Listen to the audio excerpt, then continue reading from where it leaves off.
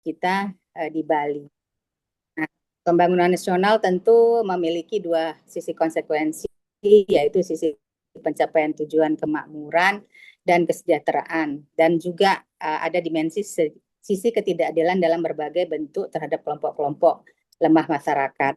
Nah, jadi kita ingin di sini, ini merupakan terobosan ya dari ide Mas Nopri untuk menghadirkan para ketua prodi untuk bisa berbagi sehingga nanti mungkin APSI punya rencana membuat rekomendasi yang bisa kita dapatkan dari teman-teman semua prodi di lingkungan APSI. Karena tentu nanti KNS 15 di Bali ini akan menghasilkan rekomendasi-rekomendasi yang Snopri seperti yang dilakukan waktu di Balikpapan ya Mas. Waktu di Balikpapan kita juga melakukan rekomendasi dari APSI yang tergabung dalam para sosiolog Indonesia. Jadi malam ini tentu ini tidak bisa dilakukan di Bali ya Mas. Dengan padatnya acara kita tidak bisa melakukan di Bali, tapi kita melakukan di sini dalam konteks pra KNS dan pra kongres sehingga nanti panitia bisa menyatukan, menyarikan dan menjahit semua ide-ide yang terkait dengan program PSN ini.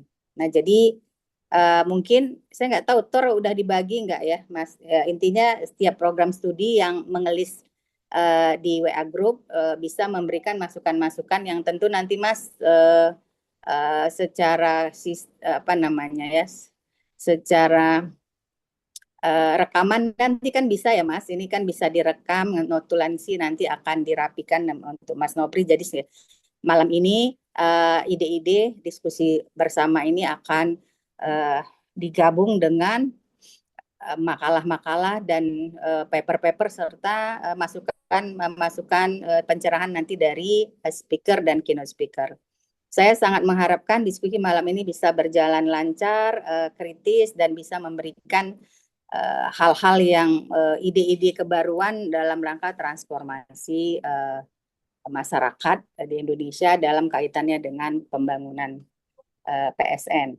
Nah, jadi sekali lagi terkait dengan acara di Bali, kami sangat mengharapkan Bapak Ibu bisa hadir, bisa meramaikan, bisa mengikuti kegiatan kongres dalam rangka dinamika organisasi APSI di kepengurusan mendatang, termasuk juga memberikan masukan dalam anggaran dasar, anggaran rumah tangga yang nanti kita diskusikan yang sudah disiapkan oleh tim Pak Roy dan teman-teman.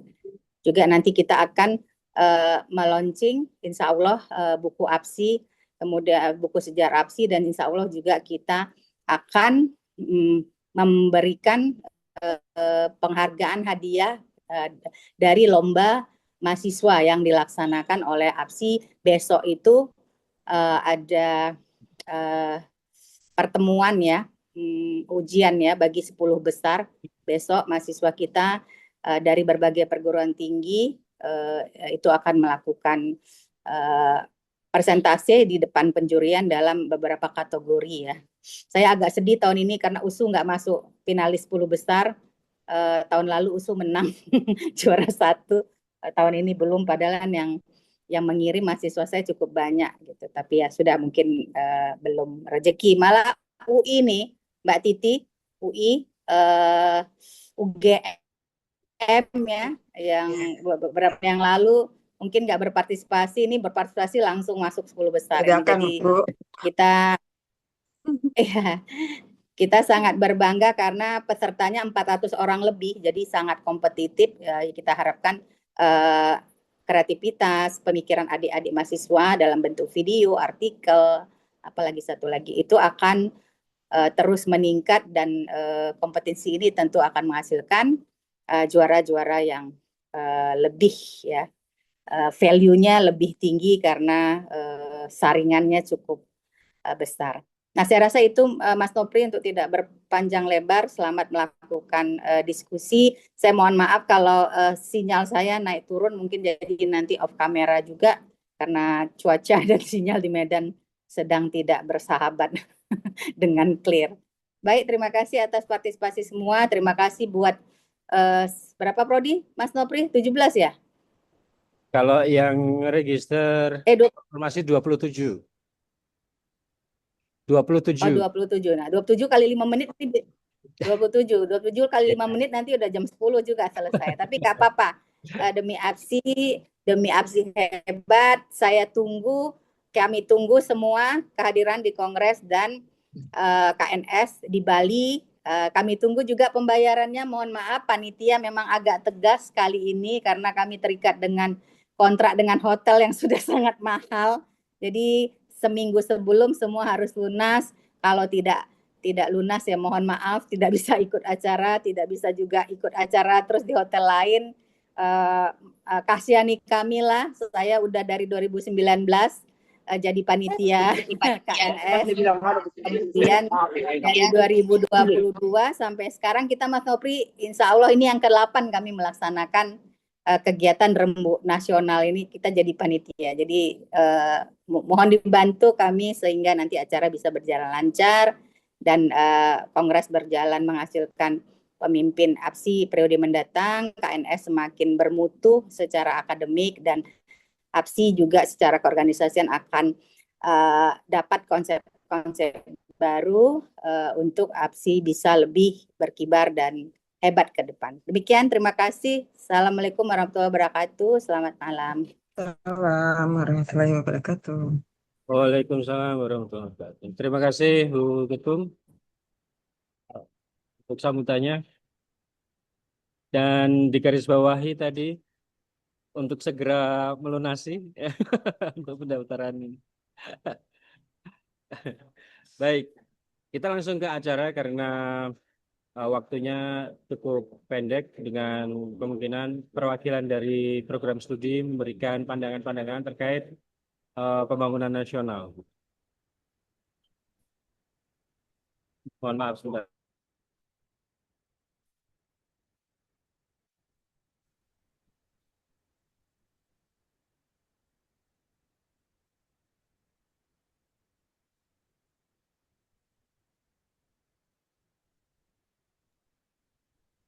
Baik, seperti yang sudah kami kirimkan undangan TOR terkait dengan pandangan-pandangan kelembagaan program studi sosiologi terhadap pembangunan nasional. Kita ingin mendengarkan masyarakat Indonesia, ingin mendengarkan aktor-aktor negara, tentu ingin mendengarkan bagaimana sosiologi memberikan analisis sosial dan rekomendasi rekayasa sosial terhadap pembangunan nasional di Indonesia. Kalau kita lihat bagaimana pembangunan ini kalau kita bisa sebut sebagai praktik, maka praktik itu kan strategi kekuasaan. Pertanyaannya adalah kekuasaan siapa, kekuasaan yang bagaimana, kemudian cara-cara kekuasaan yang bekerja saat ini seperti apa? Apakah bisa menciptakan keadilan bagi seluruh aktor, menciptakan common objektif, mencapai common objektif, menciptakan bonum interest, bonum common, ya kepentingan bersama. Tentu masing-masing program studi memiliki perspektif terhadap pembangunan nasional, entah melalui kasus-kasus yang ada di daerah masing-masing maupun analisis secara garis besar. Nah, ada 27 program studi yang hadir, yang memberikan konfirmasi.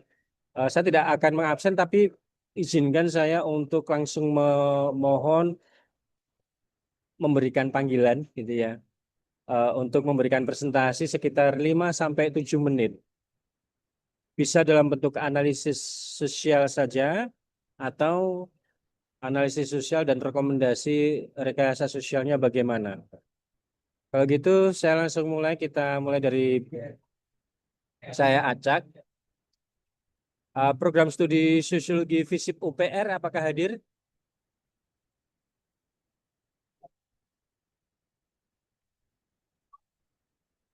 Kalau tidak kita langsung mulai dari ini aja. Ibu Sulastri. Oh, Pak oke. Ibu Sulastri, apakah berkenan? Saya sebetulnya Pak Nofri, ya Allah. Saya sebenarnya justru datang mau mendengarkan karena saya nggak pernah datang untuk acara preparation untuk kongres ya. Kemudian saya sempat baca ini ya, apa tornya ya. Eh, terus terang kalau di sosiologi nih, tadi kan ada apa nih, prodi lingkungan begitu ya. Judulnya itu perwakilan prodi lingkungan. Jadi saya agak bingung juga nih, apakah maksudnya program studi khusus yang memang punya apa kayak spesialisasi lingkungan, atau memang kita bicara soal isu. Itu saya belum clear itu ya. Lalu yang kedua, terus terang kalau di sosiologi UI, eh, kami cuma punya mata kuliah ya, itu ada di S1. Dan itu juga masih dalam proses sebetulnya, apa namanya, evaluasi untuk mengubah ya struktur materi yang ada di dalam perkuliahan itu begitu. Jadi saya sebenarnya kepingin dengar dulu teman-teman yang lain seperti apa di prodi-prodi lain gitu ya. Dan kalau kami di eh, sosiologi memang tidak membuat secara khusus ya apa analisis khusus terkait dengan pembangunan dalam bentuk skrip atau naskah bersama. Dan kami sekarang sebetulnya sedang menyusun rencana apa membuat ya social politic outlook, tapi di level FISIP begitu. Dan itu memang mereview konteks pembangunan yang ada saat ini begitu ya. Dan kalau kami di sosiologi sendiri, tadi saya bilang tidak membuat skrip formal ataupun secara khusus melakukan apa review yang ini ya dalam format tertentu dan secara khusus begitu. Tetapi dalam diskusi-diskusi memang kami memonitor dan mengikuti ya bagaimana program-program pembangunan yang ada saat ini itu berjalan gitu. Dan kemarin kami juga berdiskusi tentang apa, kalau merujuk kepada misalnya ya kabinet yang sekarang eh, apa, menjalankan pemerintahan itu misalnya dari Asta Cita gitu ya. Nah, di antara Asta Cita itu yang sempat kami baru angkat adalah isu yang paling krusial memang ketika terjadi em, inkonsistensi ya antara misalnya Asta Cita yang kedua ketahanan energi kalau nggak salah ya, yang ketiga itu Iko jadi lupa ya, dan yang terakhir itu keadilan sosial, yang ketujuh ya. Nah, kami melihatnya ketika bicara soal concern tentang climate change, lalu Indonesia bersepakat untuk meningkatkan apa renewable energy gitu ya, lalu bertransformasi dari apa tenaga apa namanya yang tadinya bahan bakar fosil menjadi misalnya biofuel gitu ya, atau listrik gitu ya. Kemudian pemerintah menetapkan PSN untuk mencapai target-target itu gitu ya.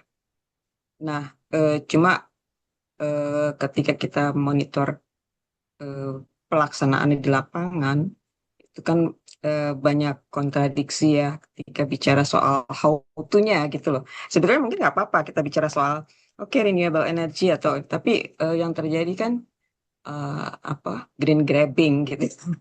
Green grabbing ketika bicara soal oke atas nama lingkungan kita beralih ke biofuel dengan akhirnya membuka lahan sawit sekian juta hektar gitu ya. Sebetulnya mungkin tidak apa-apa, tapi prosesnya kan yang terjadi akhirnya mengundang reaksi masyarakat eh, yang tentunya menganggap terjadi eh, ya tadi ya green grabbing itu perampasan terhadap lahan-lahan yang menurut masyarakat ya tentu kita udah tahu itu ya masyarakat ada banyak yang protes gitu. Tapi kan pemerintah dengan atas nama SN ya tidak ada yang boleh menentang begitu. Nah, ini kan problem ketika kita bicara Asta Cita yang ketujuh keadilan sosial gitu. Nah, itu yang perlu di apa ya? Ya ini kita bikin misalnya kita mau bikin kalau misalnya harus mau bikin statement yang seperti apa gitu ya atau rekomendasi yang seperti apa ketika kebijakan PSN itu sudah ditetapkan gitu ya kan itu seperti dokumen baku yang nggak boleh diapa-apakan lagi nih gitu ya oleh pemerintah. Bagaimana ini bisa dilakukan, dilaksanakan gitu kan dengan target-targetnya. Tetapi pelaksanaan di lapangan kan kita lihat banyak yang resisten ya. Bagaimana ini bisa diimplementasikan tanda petik ya secara berkeadilan gitu. Jadi mungkin ketika sekarang sudah harus berlangsung, apakah mungkin ini apa ya? Kalau itu kan udah terkait dengan investasi segala macam itu kan agak sulit untuk di tanda petik ya depending misalnya karena itu bicara soal eh, kerjasama antar antar negara atau antar apa swasta dan pemerintah. Nah, eh, bagaimana itu masih bisa ditanda petik ya dimitigasi dampaknya agar tidak semakin parah gitu. Itu yang harus mungkin jadi tantangan bagi kita misalnya untuk mengidentifikasi gitu apa saja yang eh, bisa direkomendasikan yang paling mungkin bisa dilaksanakan gitu ya untuk mengurangi dampak agar tidak semakin parah gitu. Karena konflik horizontal juga mulai muncul kan ketika eh, siapa berpihak kepada eh, pihak mana, kemudian masyarakat sebagian merasa bahwa ketika bicara PSN ya udah yang menentang PSN benar-benar dianggap menentang pembangunan gitu kan. Padahal kan ya persoalannya bagaimana itu diimplementasikan gitu. Nah,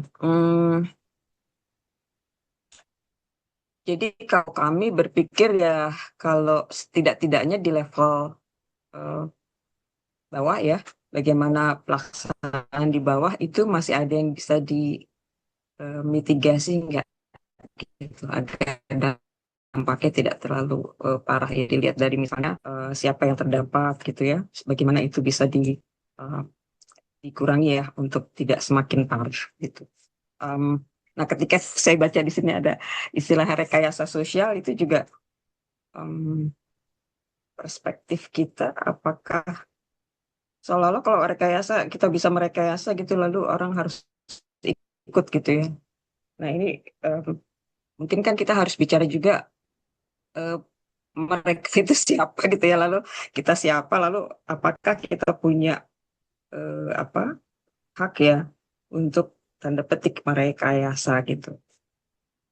Dari sudut pandang ya yang biasanya adalah top down ya. Jadi kita nggak melihat eh, mereka sebetulnya punya aspirasi seperti apa atau apa yang kira-kira masih relevan buat mereka belum tentu sama dengan apa yang kita pikirkan gitu.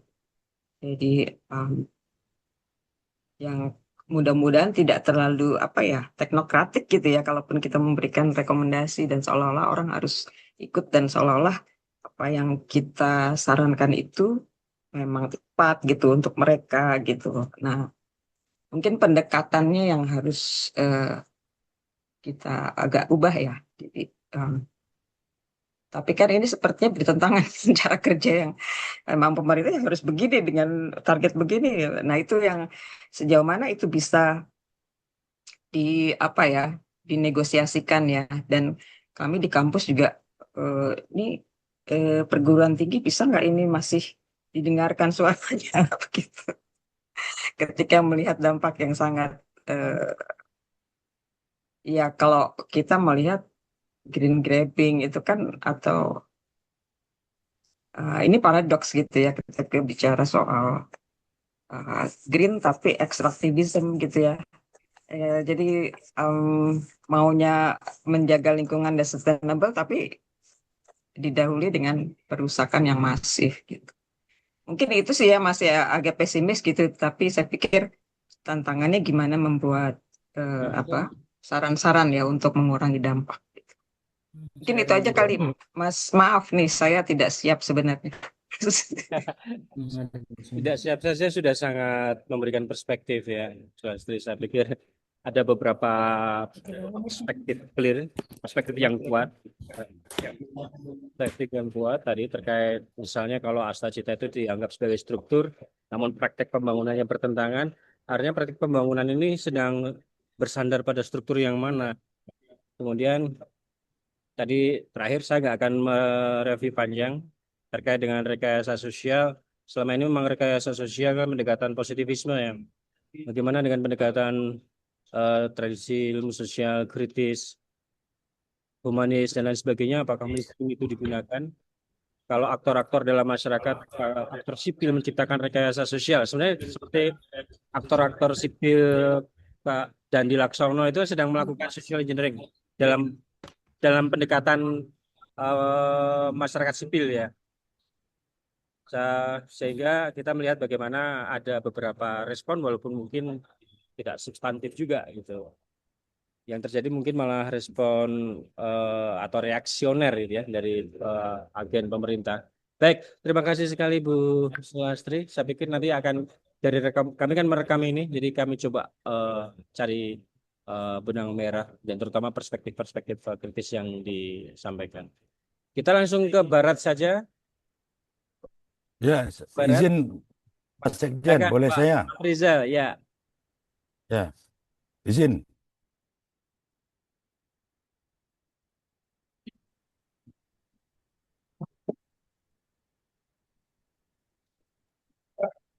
Pak Afrizal, apakah atau Bu Ina? Ya, saya Halo, halo, Ya, oh Pak Afrizal, silakan. kedengaran? ya, Ya, Pak dengar, Rizal dengar. dulu. Oke. Ya, saya hanya bisa menyajikan beberapa slide ini. Kebetulan eh, persiapan untuk KNS hampir apa namanya, beririsan gitu. Apa yang disampaikan dengan Mbak tadi, saya hubungkan dengan pernyataan terakhir tadi berharap pada WMS, ya, itu menjadi tanda tanya kita lah terkait apa yang berlangsung saat ini. Dan kita tahulah janji apa namanya janji melalui PSN itu ada setidaknya ada macam-macam mendorong investasi tumbuh, kemudian ada nilai tambah, infrastruktur pendukung berlangsung dan seterusnya. Dan terkait infrastruktur ini khusus tentang PSN yang ada di Aceh itu kita gambarkan pembangunan jalan tol ya Sumatera mulai dari Aceh kemudian persiapan di Sumatera Utara dan seterusnya. Khusus untuk Aceh itu dampaknya sudah luar biasa, terutama untuk ekonomi masyarakat, Mas. Kalau pernah ke Aceh, jalan bagian utara timur, kita pernah kenal nama satu wilayah di pegunungan, Sare. Sare itu tempat apa namanya berjualan hasil-hasil pertanian, keripik, ubi, kemudian jagung rebus, kacang tanah dan seterusnya. Sekarang mati total, Mas. Habis setelah jalan tol mulai uh, hidup. Nah, itu yang begitu-begitu tuh kayak tidak disiapkan secara baik. Entah disiapkan atau tidak, Allah alam. Kemudian yang pasti konflik. Nah, secara nasional saya mengutip dari KPA, Walhi dan seterusnya ini. Ada banyak kasus apa namanya konflik yang berlangsung saat ini di apa namanya di antara kita baik antar daerah eh, maupun antara daerah dengan nasional. Nah, terakhir yang paling hangat di Aceh saat ini adalah kasus penemuan ladang gas di laut, gitu ya, cadangan di lepas pantai itu dari Mubadala anunya, investornya. Kalau di Aceh ini, kalau dilihat sejarahnya, ada nih saya mengutip status FB-nya Bang Otto Samsudin Nisa, mungkin teman-teman dari UI kenal karena beliau alumni doktor di sana. Disebutkannya itu awalnya Aceh kecewa terhadap minyak berandan, muncul Darul Islam, Tentara Islam Indonesia. Kemudian kecewa terhadap penemuan gas arun, muncul Aceh Merdeka. Nah, sekarang ini akankah Gubernur Aceh yang dikenal sebutan dengan Mualim ini kecewa terhadap gas Andaman akan memunculkan konflik baru? Ini sangat luar biasa dan kita was-was terhadap itu dan berharap sesuatunya bisa ditangani dengan baik dan selesai dengan baik juga. Nah, eh, yang pasti ini kayaknya gampang sekali. Yang pasti pemerintah sekarang kan lebih dekat dengan pemodal. Ya. Akhirnya masyarakat lokal dan masyarakat adat itu sering sekali diabaikan dalam proses-proses pelaksanaan PSN. Bahkan di beberapa kasus sekarang ini masyarakat lokal atau masyarakat adatnya dicarikan jalan keluar untuk meninggalkan tanah kelahirannya atau mencari tempat baru. Nah, yang begitu-gitu terus saja berlangsung dan bersinggungan dalam masyarakat. Yang pasti ada perbedaan paradigma pertumbuhan ekonomi dengan keadaan sosial ekologis ini. Ya, sekarang bagaimana kita berharap kepada organisasi masyarakat sipil? Apa yang disebut tadi oleh Mas Nofri, Mas Dandi Laksono sudah memulainya. Di Aceh sudah berlangsung juga beberapa pemutaran film tersebut. Ada yang berlangsung aman-nyaman, tapi ada yang berlangsung dengan di bawah tekanan, termasuk untuk memastikan agar acara nonton film bersama itu ditiadakan. Kasus terbaru di kita di Pantai Barat itu salah satu PMK pemerintah kabupaten akan mendatangkan investor untuk galian tambang mineral di hulu, di puncak pegunungan. Nah, masyarakat setempat sedang melakukan penolakan, mengajak dukungan dari akademisi, mahasiswa, dan seterusnya untuk bersama-sama melakukan penolakan itu. Masyarakatnya sudah menolak, tapi elitnya bahkan kemudian menyuarakan agar masyarakat dapat memahami kepentingan pemerintah kabupaten mendatangkan investor dengan tujuan meningkatkan kesejahteraan dan menyediakan lapangan kerja dan seterusnya. Itu terjadi. Tapi di beberapa diskusi komponen masyarakat sipil terus saja menyuarakan agar agenda tersebut dapatnya ditolak atau dihentikan karena bagaimana kita tahu November yang lalu akhir 2025 Aceh bagian utara timur itu kan baru mengalami bencana. Rata-rata yang di pemukiman itu menerima kiriman kayu dari pegunungan, kemudian timbunan tanah dan sebagainya, pasti kawasan hulu sudah hancur dan ganti dengan kawasan pertambangan atau perkebunan. Jadi sekali lagi dalam gagasan pertemuan kali ini kami masih mempertanyakan apakah kemungkinan komponen organisasi masyarakat sipil itu untuk dikuatkan dan menjadi bahagian dari pengingat kepada pemerintah dan pemodal atau pengusaha bahwa kalaulah kita terus-menerus merusak alam, kemudian dengan dalih tadi ya pembangunan, kemudian tanpa mempertimbangkan dampak dari proses tersebut, maka bukannya keuntungan yang berlebih yang kita peroleh, tapi bahkan kerusakan, konflik, dan seterusnya kepada di dalam masyarakat.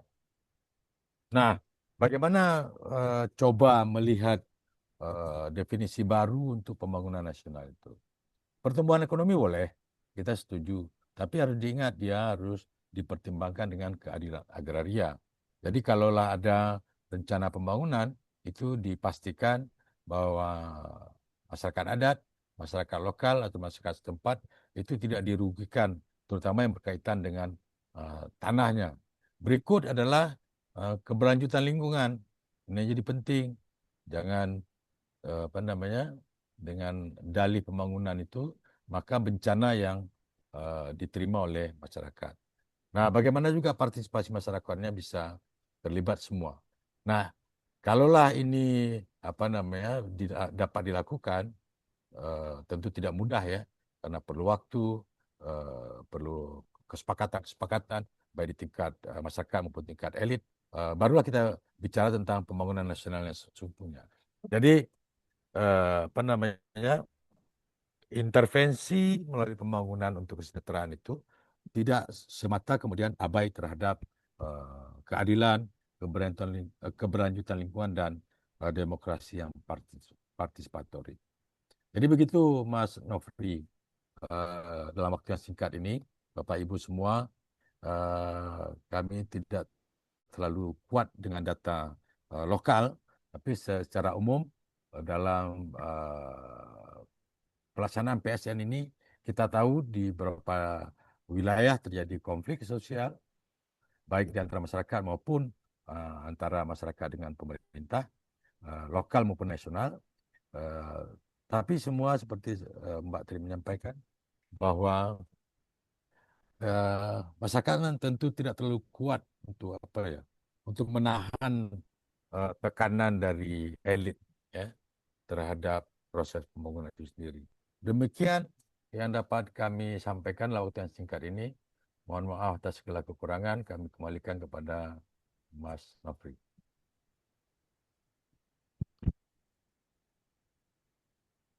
Nah, ini moderatornya kemana?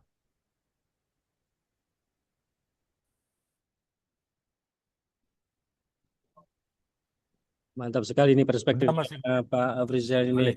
Keadilan agraria.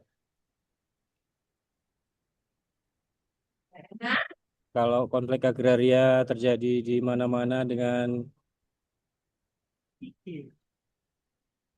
penggusuran, ketidakadilan terhadap masyarakat lokal, adat, ya itu memang menjadi salah satu fenomena yang paling menonjol itu dalam pembangunan nasional. Baik, kita langsung ke Ibu Ina, sosiologi UKSW. Ya. Silakan Ibu Ina. Ya, selamat malam buat semua Bapak Ibu. Maaf ini terlambat masuk karena ikut pesta dulu makan-makan, Pak. Terima kasih. Dalam kesempatan ini izinkan kami juga ingin memberikan perspektif terhadap program PSN ini. Kami coba melihat, maaf ini saya PPT-nya belum bisa saya kirim karena harus nanti tidak pakai laptop sendiri, masih belum di rumah sendiri. Nanti saya kirim ke Mas Safri, Nofris kah nanti PPT-nya atau kemana Pak? PPT-nya boleh kirim ke bisa share sendiri atau saya belum bisa, jadi nanti sampai di rumah terus saya kirim. Nah, gitu ya, pertama pertama sekali kami coba mengambil narasi melalui program PSN yang ada di Sumba. Di Sumba kebetulan saya orang Sumba begitu. Nah, pertama sekali kami melihat bahwa program PSN ini secara perspektif itu belum melihat perspektif pada masyarakat lokal yang ada di tempat proyek-proyek yang mereka lakukan, tetapi masih berorientasi pada kepentingan-kepentingan yang sudah disinggung pada rekan sebelumnya. Satu contoh di Sumba, kami nggak kenal makan dari dulu. Saya sendiri makan nasi itu ya makan nasi gitu, tapi itu bukan menjadi makanan pokok. Kami terbiasa makan jagung, makan sorghum. Tetapi kemudian dengan masuknya food estate PSN ini yang mengintrodusir padi, saya pikir ini merusak ekosistem kami gitu ya di Sumba. Dalam pengertian ini sebagai case yang mau kita pelajari. Di sana diintrodusir padi sekitar 10.000 hektar gitu. Dalam hampir 2 tahun berjalan, itu bukannya karena tempat kami kering, sangat kering, hujannya terbatas, sehingga program ini justru tidak berjalan positif, tetapi juga menciptakan konflik-konflik karena di tempat kami itu tanah itu adalah tanah klan, dan pembebasan itu bukan satu hal yang mudah gitu. Itu menciptakan konflik-konflik yang menurut saya itu lebih ditutupi ya, lebih tersimpan di bawah gitu. Bukan berarti tidak ada gerakan penolakan, tetapi itu ada, tetapi itu ditutupi. Nah, sehingga menurut kami perspektif dari proyek ini bukan hanya tidak melihat masyarakat lokal, tetapi karena saya menggunakan juga perspektif keadilan gender dan lingkungan, kami melihat bahwa resikonya itu adalah memberikan kerentanan yang lebih kepada perempuan dan anak, sehingga tempat kami itu menjadi kantong kelaparan krusial yang semakin hari semakin berat, dan tempat stuntingnya tinggi, kematian ibu hamil, kematian anak, dan seterusnya. Nah, menurut pengamatan kami bahwa pendekatan pembangunan yang lebih pada pertimbangan dari top down dan kepentingan-kepentingan ekonomi dari satu kelompok itu menciptakan sesuatu yang pelan demi pelan itu merusak ekologi, ekosistem, bahkan kosmologi dari satu masyarakat. Nah, kemudian kami juga melihat bahwa proses-proses pembangunan yang tadi bukan hanya mempertimbangkan aspek ekologi, tapi juga siapa subjeknya, itu juga menjadi masalah. Karena kami juga melihat dari perspektif gender, kami melihat bahwa tidak cukup melihat masyarakat, tapi masyarakat masyarakat yang mana, bahwa masyarakat adat yang mana, masyarakat perempuan, yang laki, yang rentan, yang difabel, dan seterusnya.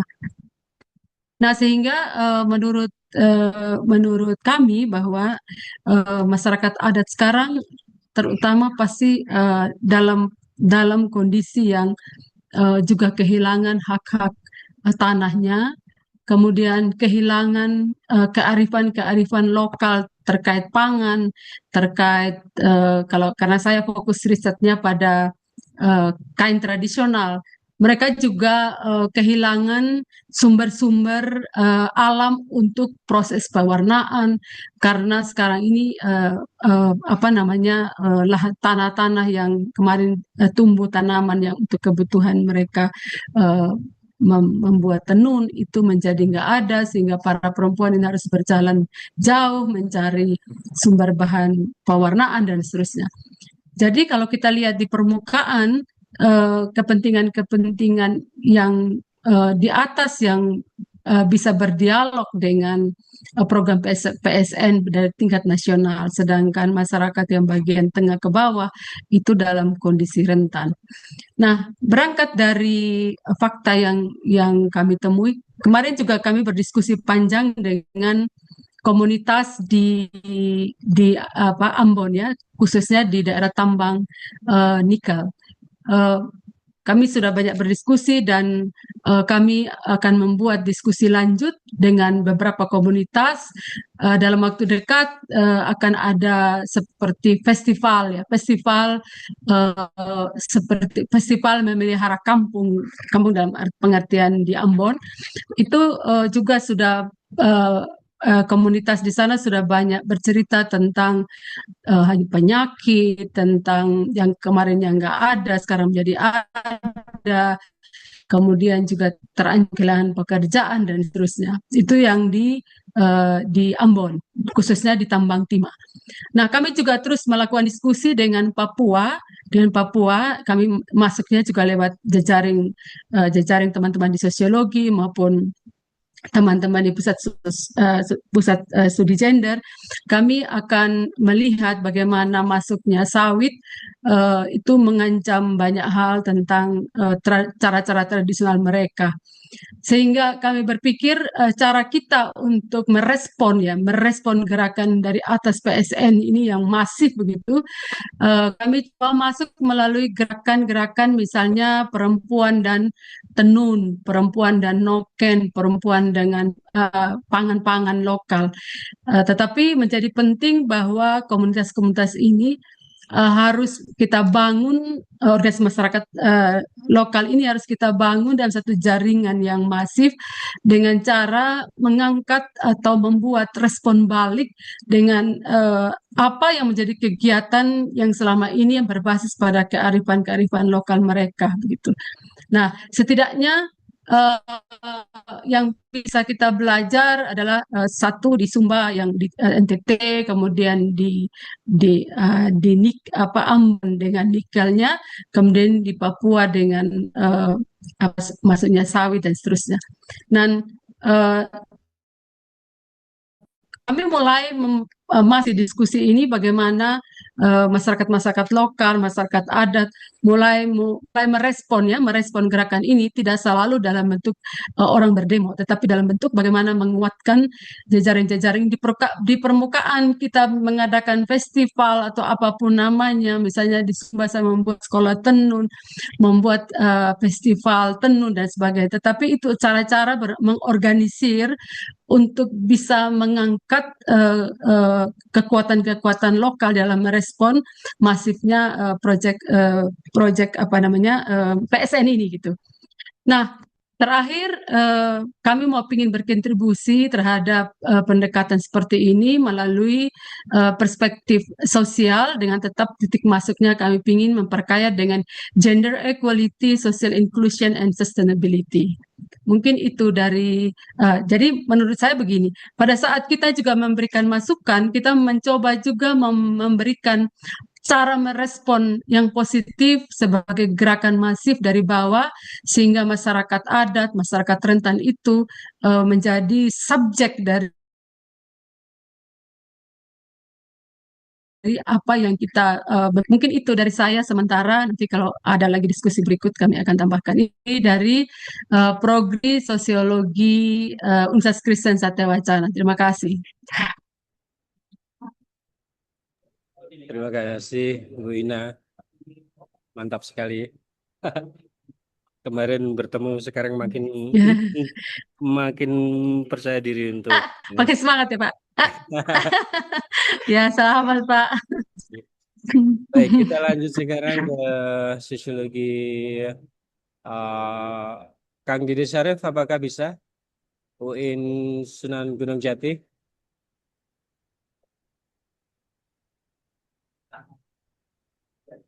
Boleh, yap. Silakan Kang.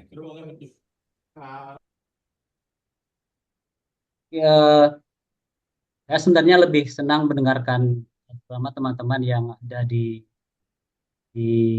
Indonesia Timur ya, atau di luar Jawa terutama karena secara langsung kan mereka yang menjadi sasaran atau objek dari SNI. Ibu Ina tadi menjelaskan juga Pak Afrizal. Bagi saya sendiri misalnya saya ada di Bandung, jadi melihat persoalan pembangunan terutama dengan PSN ini lebih sebagai analisis saja, bukan sebagai masyarakat yang terdampak langsung ya. Saya kira itu nanti akan memberikan perspektif yang berbeda dalam membahas atau memahami fenomena pembangunan yang dan gencar-gencarnya oleh pemerintah sekarang. Nah, saya ingin memberikan analisis seperti ini. Jadi saya melihat PSN secara umum ini memang masih menggunakan nalarnya nalar teknologis gitu ya. Jadi betul, Pak. dengan standar seperti keuntungan, kemudian kesejahteraan ekonomi, tapi sebenarnya posisi kita sebagai ilmuwan, sebagai sosiolog, saya kira harus memberikan terhadap polisi atau pembangunan yang sekarang sedang dijalankan oleh pemerintah, terutama dengan PSN itu. Nah, mungkin juga nanti keterlibatan dari kelompok-kelompok masyarakat lokal, sebagaimana tadi disampaikan oleh teman-teman di bagian awal, eh, itu membutuhkan pihak pihak ketiga dalam hal ini kita semua, misalnya kelompok akademisi.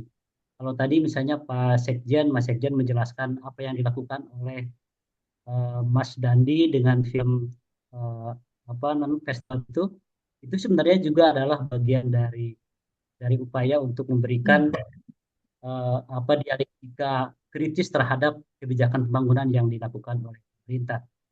Jadi saya kira yang secara garis besar memang ini sangat sangat teknologis sekali atau menggunakan basis dasarnya adalah dasar instrumentalis sehingga standar atau ukuran pembangunan itu diukur dengan nilai-nilai yang bersifat ekonomi dan lain-lain, tidak mempertimbangkan aspek-aspek yang lain.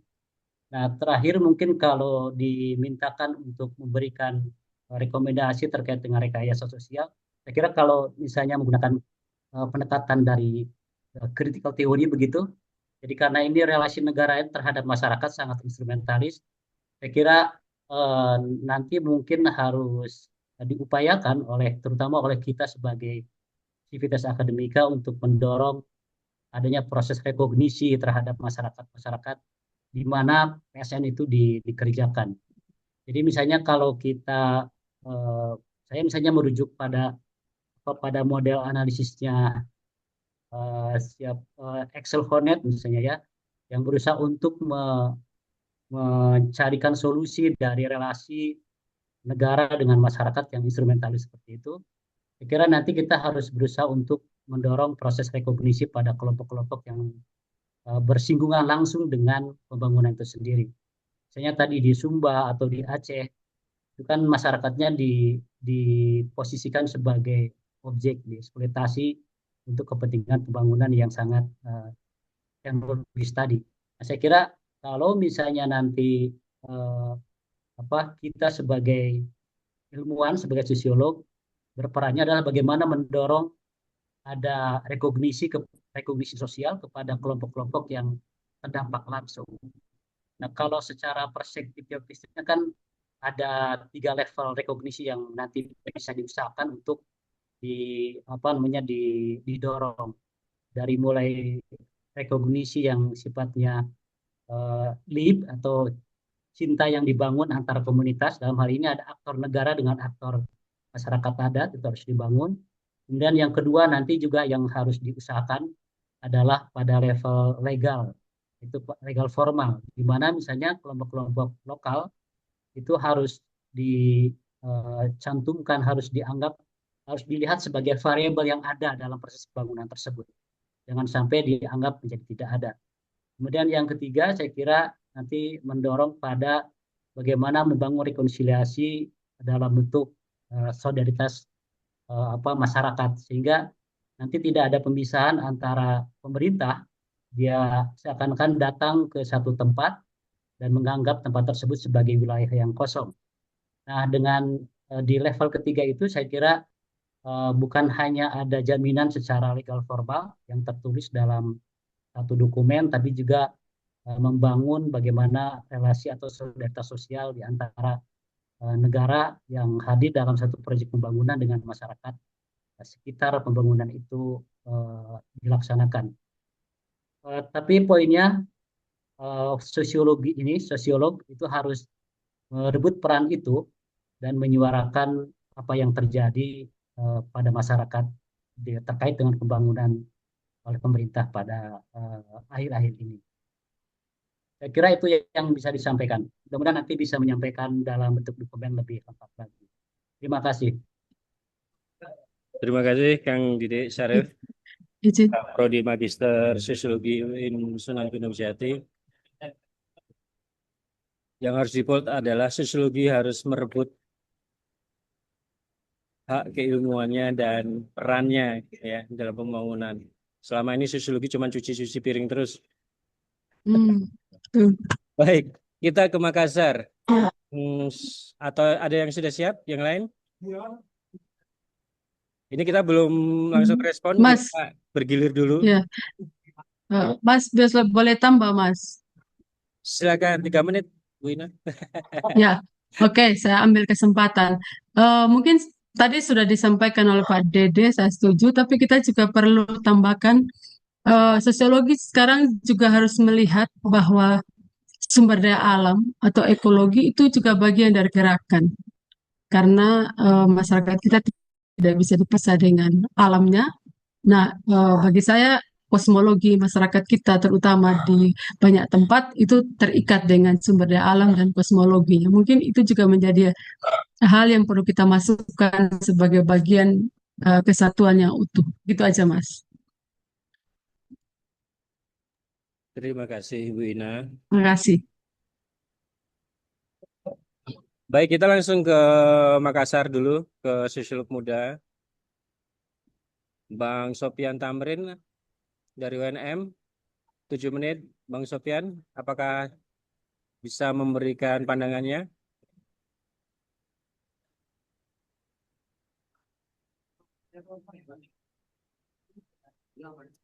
Ya, Mas Nopri. Silakan.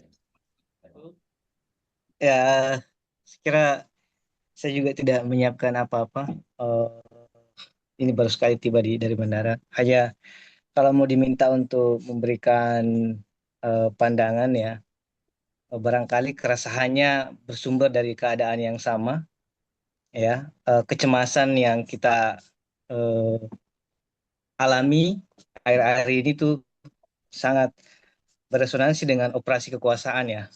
Kita cermati ada penguatan militerisme, saya kira itu di depan mata gitu ya. Dan ini sangat sosiologis, khususnya di sosiologi birokrasi atau sosiologi politik, bahwa kita seolah-olah mengalami apa kekhawatiran atas eh, praktik-praktik kekuasaan yang melewati batas-batas konstitusional ya.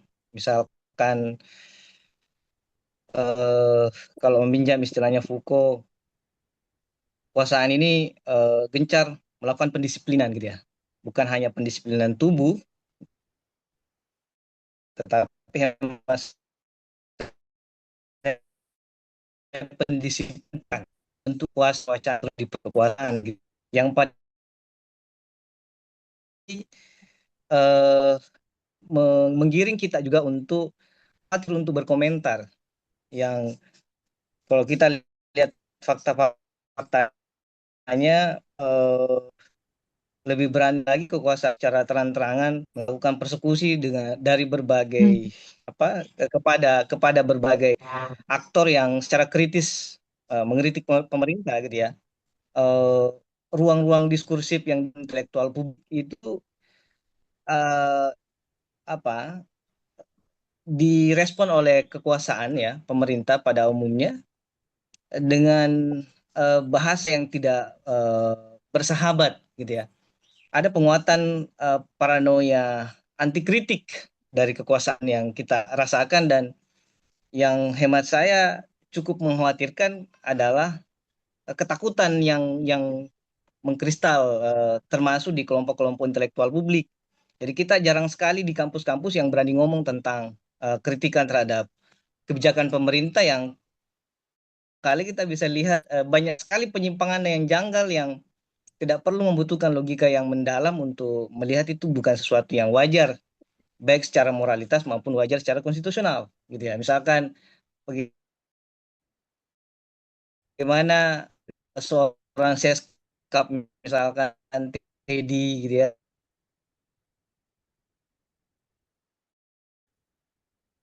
seorang militer aktif bisa menduduki jabatan sipil sangat sangat besar gitu ya dalam mengatur, tidak seperti ekspektasi seorang birokrat yang meskipun sudah sejak dan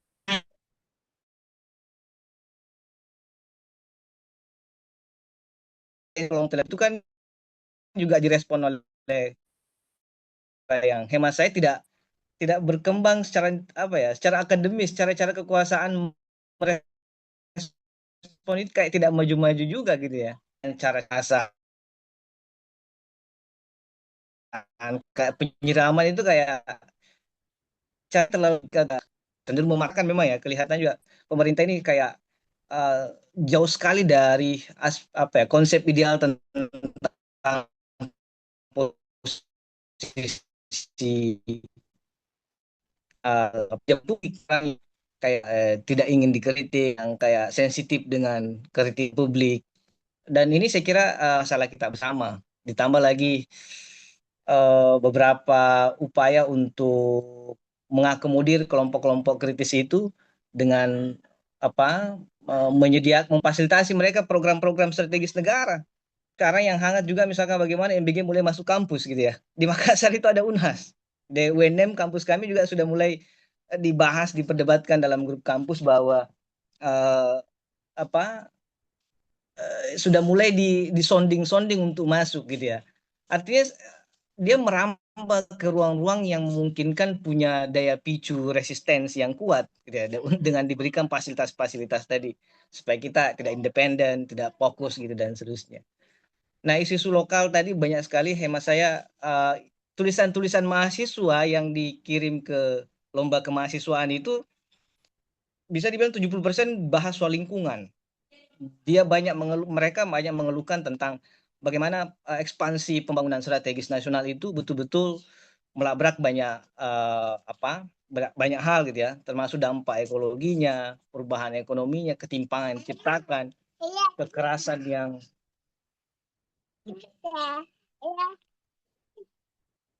yang dipaksakan oleh ini, kekerasan yang dipaksakan oleh pelaksana proyek gitu ya. Tentu itu dengan perpanjangan tangan dari kekuasaan atau pelaksana program yang hemat saya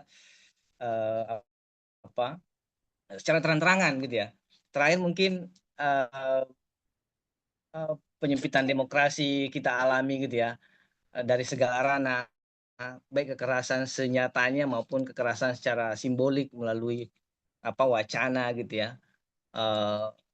Dan saya bersepakat dengan wacana yang mengatakan bahwa pemerintah saat ini membuka seluas-luasnya pada ruang birokrasi itu, pada apa namanya ini, pada aktor yang tidak tibel gitu ya, tidak punya inisiatif gitu ya. Misalkan kemarin ada kepala BGN, sekarang juga penggantinya sama saya, tidak banyak sekali tempat-tempat strategi yang hemat saya diisi oleh orang-orang yang tidak kompatibel, dan kita kayak tidak, intelektual publik atau dunia kampus itu kayak semakin sepi, semakin sunyi. Yang bersuara nanti satu dua yang bersuara justru diserang balik gitu kan. Ini sekira ini ancaman nyata untuk kita semua. Dan terakhir sekali bagi saya, konsep rekayasa sosial itu mas saya masih ya kesannya bagi saya itu masih sangat konseptual, abstrak. Hemat saya penting APSI itu barangkali menjadikan satu kasus ya, studi kasus untuk pendampingan, untuk advokasi, di mana arena itu bisa menjadi titik kumpul gagasan yang bisa kita konsolidasikan ya, bisa dibantu secara konsep, strategi yang dekat dengan situ, bisa advokasi praktis secara langsung gitu ya, bisa terlibat mendialogkan masyarakat, kepentingan masyarakat kepada pihak-pihak yang terkait. Sekira ini penting supaya tidak terkesan kita ini negosiasinya hanya konseptual dan itu pun tidak akan didengarkan oleh pemerintah barangkali gitu ya. Makanya kalau ingin lebih real ya, hemat saya perlu ada memilih barangkali satu case, meskipun kita tidak mengabaikan yang lain, untuk didampingi secara serius. Di sanalah kita tuangkan semua gagasan-gagasan yang berasal dari para sosiolog yang kita punya. Sekira itu saja sementara. Makasih banyak Pak Sekjen. Terima kasih Bang Sofyan, mantap sekali. Langsung ke Pak Zulhaidir. Silakan Pak Zulhaidir.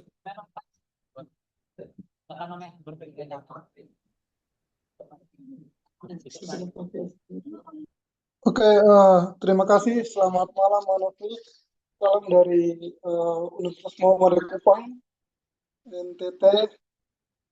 Ya, kebetulan saya dosen sosiologi lingkungan di Universitas Muhammadiyah Kupang, dan memang eh, apa ya?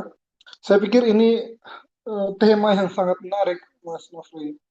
Karena bagi saya proyek strategi nasional ini sudah menjadi pemicu konflik nasional. Karena kalau kita berbicara tentang PSN, dari tadi penyampaian dari pertama sampai terakhir, eh, itu banyak berbicara yang pada akhirnya bukan kesejahteraan, tapi malah pemicu konflik.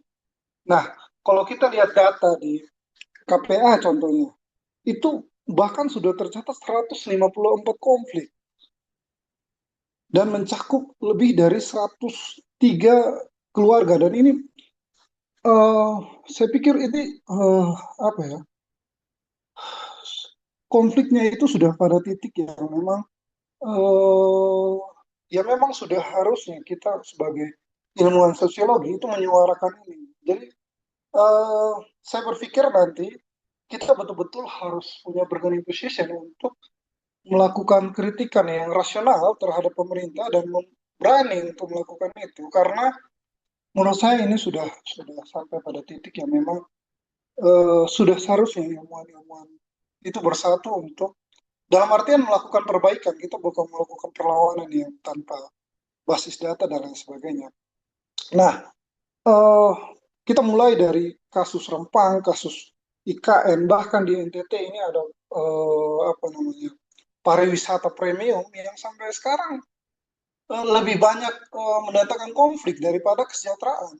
NTT ini, kota NTT ini punya tempat-tempat pariwisata yang jadi pusat strategi nasional yang mungkin boleh dibilang pariwisata premium dengan pendapatan yang ya saya pikir cukup besar, tapi tidak tahu alirannya kemana.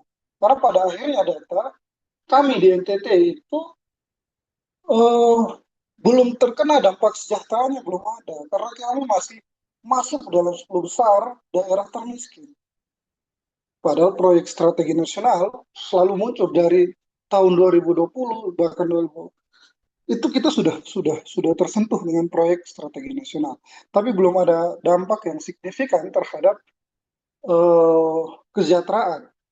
Termasuk tadi Bunda Ina Bunga dari UKSW menjelaskan bahkan yang ada malah food estate dan lain sebagainya itu merusak pangan lokal yang selama ini yang mereka sudah terbiasa dengan eh, apa ya, dengan pangan lokal, tapi pada akhirnya malah membuat kerentanan yang semakin besar. Ya, Nah, bagi saya persoalan utama itu ada pada dominasi sistem top down yang saya pikir sudah banyak ilmuwan eh, apa menyarankan bahwa ini kan secara ilmiah kita sudah mengajarkan berkali-kali sampai mulut berbusa ke mahasiswa-mahasiswa kita bahwa sistem top down itu punya banyak sekali kekurangan. Tapi faktanya ini masih tetap digunakan. Sehingga bagi saya lemahnya partisipasi masyarakat dalam pengambilan keputusan atau bahkan ada partisipasi tapi semu, artinya diajak tapi suaranya tidak begitu didengarkan, itu menjadi persoalan utama. Dan satu hal yang ingin saya sampaikan bahwa akar masalah di sini adalah perbedaan cara pandang. Itu menjadi pemicu konflik di Rempang, di kasus pagar laut, di Papua, bahkan di Labuan Bajo. Itu adalah perbedaan cara pandang, di mana negara dan investor itu melihat wilayah itu sebagai aset ekonomi.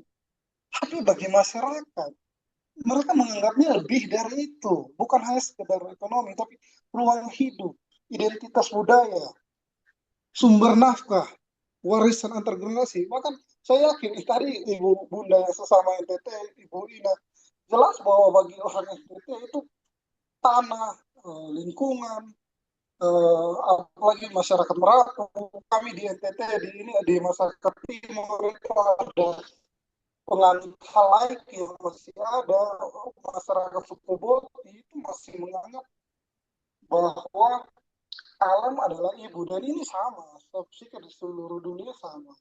Dan mereka Indonesia, kita belajarlah ke masyarakat adat yang sudah terbukti jelas keanekaragaman hayati itu yang berhasil itu ya cuma masyarakat adat. Jadi saya pikir kita harus banyak belajar ke masyarakat adat untuk pembangunan nasional. Dan bagi saya kata kuncinya tadi itu adalah akar masalah, itu perbedaan cara pandang itu. Jadi pemerintah melihatnya harus sebagai dari aspek ekonomi, kesejahteraan, walaupun sekali lagi saya katakan bahwa belum ada bukti yang signifikan, termasuk kami di NTT belum ada bukti bahwa pariwisata premium yang sebagai PLN itu melahirkan kesejahteraan. Belum ada bukti, itu bisa dibuktikan. Tetapi ketika mendatangkan apa ya, kebencanaan itu sudah banyak buktinya.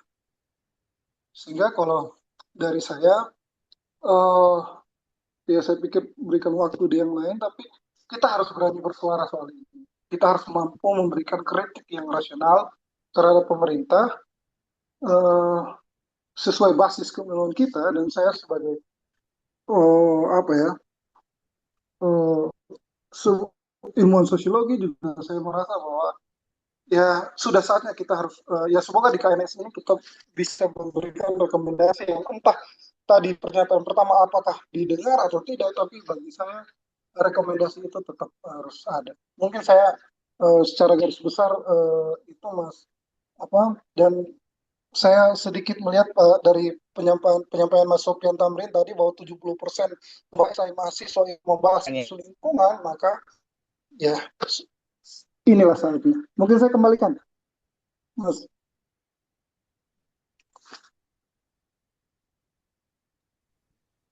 Terima kasih Pak Zulhaidir. Kita sekarang ke barat dulu. Kita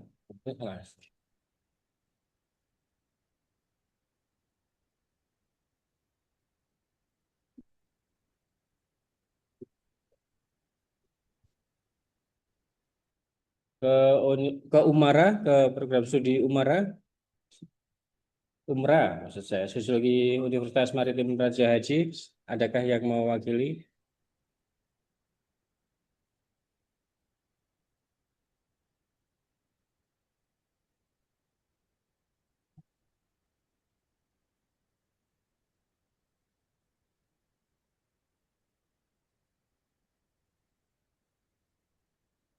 Umrah, apakah hadir?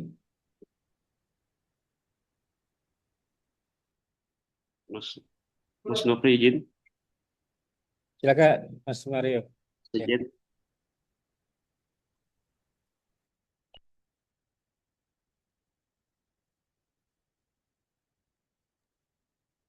Ya, silakan. Ya, makasih Pak Sekjen Mas Nopri. Eh, Mario Pak Nopri dari Universitas Negeri Makassar melanjutkan apa yang disampaikan tadi oleh teman-teman Pak Zulhaidir, Pak Sofyan Tamrin.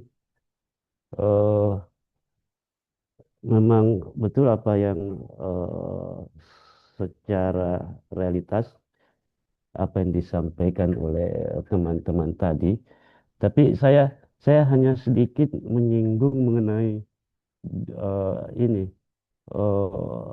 Kita bicara mengenai analisis sosial dan rekayasa sosial. Tapi sebenarnya bahwa eh, kita juga banyak bersinggungan dengan sistem perencanaan nasional yang berlaku di Indonesia sebenarnya. Jadi ketika kita bicara analisis sosial, kemudian bicara mengenai rekayasa sosial, hemat saya bahwa tidak jauh dari bagaimana sih negara kita menetapkan sistem perencanaan nasional. Memang betul bahwa yang disampaikan teman-teman tadi bahwa kita lebih ini Mas Nopri dan teman-teman lebih sistem pengetahuan yang terbangun di dalam perencanaan itu lebih pada fokus pada aspek teknokratis itu sehingga melupakan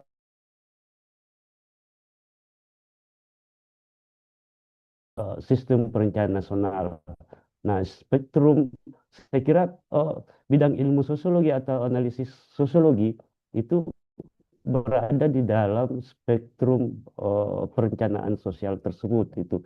Kalau teman-teman tadi mengatakan bahwa kita eh, hanya bicara perencanaan kita banyak basisnya pada pendekatan top down, melupakan pendekatan bottom up, sehingga bahwa kajian-kajian untuk menghasilkan tindakan-tindakan itu berbasis pada pengetahuan-pengetahuan teknokrat yang mendegradasi sebenarnya, yang mengeliminir pengetahuan lokal, sehingga dampaknya adalah konflik-konflik yang terjadi di masyarakat itu, dan itu bisa kelihatan misalnya konflik-konflik tersebut yang dipaparkan tadi oleh teman-teman. Kenapa? Karena itu tadi implementasi pengetahuan ke dalam tindakan-tindakan perencanaan sehingga melahirkan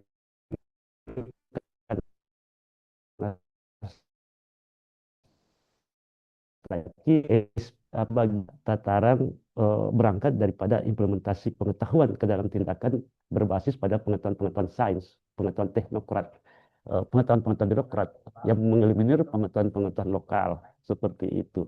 Jadi hemat saya bahwa ketika kita berbicara seperti ini, harusnya misalnya kita memeriksa dulu itu bagaimana sistem perencanaan kita sebenarnya sehingga melahirkan yang namanya asta cita, yang melahirkan PSN dan sebagainya gitu. Bahwa kita secara analisis sosial masalah yang yang yang harusnya akan itu adalah masalah secara substansial dan masalah secara sektoral itu. Masalah kita lebih banyak berbicara mengenai masalah-masalah sektoral itu. Urusan kesehatan, urusan pendidikan, kemudian urusan perumahan dan sebagainya. Tetapi ketiga, tidak menyentuh mengenai masalah substansial. Masalah substansial itu pada di mana posisi masyarakat sebagai pelaku pembangunan itu. Nah, ada 3 aktor. Kalau kita bicara aktor pembangunan, ada aktor pemerintah secara umum, ada aktor pelaku usaha, dan ada aktor masyarakat. Nah, kita pada analisis kita untuk implementasi pengetahuan ke dalam tindakan, kita merupakan masalah substansial, yaitu bagaimana posisi masyarakat yang bisa menghadirkan partisipatif masyarakat di dalam proses-proses penyelesaian masalah sosial. Seperti itu yang hemat saya terjadi di dalam proses-proses penyelesaian masalah-masalah sosial untuk mendorong tujuan-tujuan atau visi-visi terkait dengan pembangunan nasional. Salah satunya adalah kesejahteraan. Jadi kita lebih banyak melihat masalah-masalah itu pada aspek fisikal, sehingga yang terjadi adalah semua desain-desain itu hanya menghasilkan dalam bahasa ini kosmetik visual saja, teman-teman.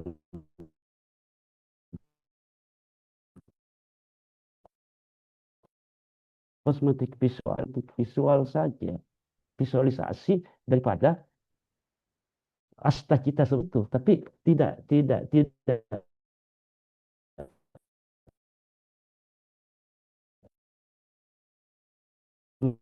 mengangkat. Tidak terjadi. Yang terjadi selama ini adalah arahan sosial, analisis kebijakan sosial yang sangat bertumpu pada pendekatan top down, tapi tidak terjadi transformasi sosial, tidak terjadi social learning, tidak terjadi experience learning gitu dalam hal ini, sehingga sampai hari ini ya walaupun sebenarnya misalnya kalau kita melihat program Keluarga Harapan ya yang menghabiskan bukan hanya MBG, misalnya program Harapan yang menghabiskan banyak dana dalam prosesnya, misalnya juga MBG gitu. Tetapi tidak terjadi social learning, pembelajaran sosial. Kalau kita lihat PKH mencoba menyelesaikan persoalan pendidikan, persoalan kesehatan dan akses kesejahteraan sosial bagi penyandang disabilitas dan kelompok-kelompok inklusif lainnya, tetapi dalam proses mulai dari tahun 2016 sampai hari ini tidak terjadi transformasi sosial, tidak terjadi social learning dalam proses itu. Dia hanya berbicara bahwa misalnya tingkat pendidikan, kalau diukur dengan IPM, angka harapan hidup, angka lama sekolah, tapi tidak berbicara secara kualitas daripada pendidikan itu. Gitu. Nah, kita hemat saya harus bicara pada tataran transformasi sosial. Makanya saya agak ini juga pada pada judul ini analisis sosial dan rekayasa sosial. Hemat saya rekayasa sosial itu terlalu berspektif pada pendekatan-pendekatan saintifik itu, positivistik itu. Nah, itu yang harus harus kita kita kita ini sebenarnya kaji kembali apakah kita menggunakan rekayasa sosial Mas Nopri atau perlu perlu perlu simbolisasi lainnya itu simbolisasi lainnya daripada rekayasa sosial, tapi ya mungkin ini hanya sekedar ini ya, penamaan daripada ini. Tapi saya kira perlu dikaji kembali. Kemudian yang saya kira jangan sampai kita kepedean ini bahwa prodi-prodi yang tidak tidak trial maka akan ditutup itu ya, akan ditutup sehingga ada beberapa prodi di Universitas Makassar yang mengubah nama prodinya itu secara simbolik. Dia ingin dia butuh industrial itu, jangan sampai kita kepedean misalnya sosiologi itu masih dibutuhkan secara industrial sehingga analisis sosial dan rekayasa sosial atas bisa, tetapi ternyata bidang studi sosiologi kita tidak dibutuhkan dalam industrialisasi dalam sosial itu, sehingga harus bahasa saya harus dimatikan, ditutup misalnya itu ya. Nah, jangan sampai kita kepedean bahwa kita masih dibutuhkan dalam proses-proses ini, tapi ternyata kita termasuk salah satu bidang studi atau prodi yang harus ditutup itu, seperti itu. Nah, hemat saya bagaimana membangun dari akar rumput dulu misalnya hal-hal seperti ini, seperti itu saya kira Mas Mas Nopri. Tapi bahwa hari ini saya banyak mendapatkan pencerahan dari teman-teman. Terima kasih banyak Mas Nopri. Terima kasih Bang Mario. Ini akan jadi catatan penting nanti untuk rekomendasi di Kongres APSI ya. Langsung lanjut ke Mas Agus Onesa, Sosiologi Onesa. Silakan Mas Agus. Baik, terima kasih Mas Nofri. Assalamualaikum warahmatullahi wabarakatuh. Selamat malam, salam sejahtera untuk kita semuanya. Saya akan menampilkan dari perspektif sosiologi politik terkait dengan tema yang kita bahas pada malam hari ini. Analisis sosial dan rekayasa sosial atas pembangunan nasional. Jadi pertama kita melihat bagaimana pembangunan nasional itu adalah sebuah proses perubahan sosial. Jadi tidak saat ini saja, setiap rezim penguasa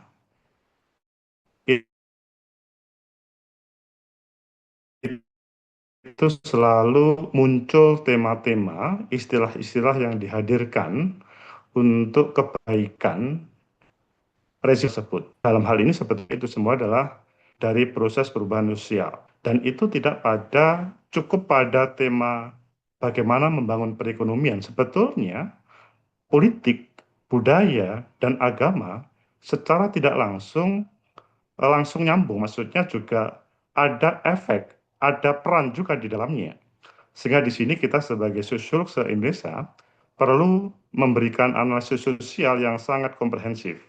Menurut saya satu dengan lainnya bukan saling mengurangi, tetapi saling melengkapi. Sehingga ketika ada misalkan pro dan kontra di antara kita bersama, itu adalah merupakan kekayaan bagi kita untuk bagaimana membuat diskursus ini lebih berkembang.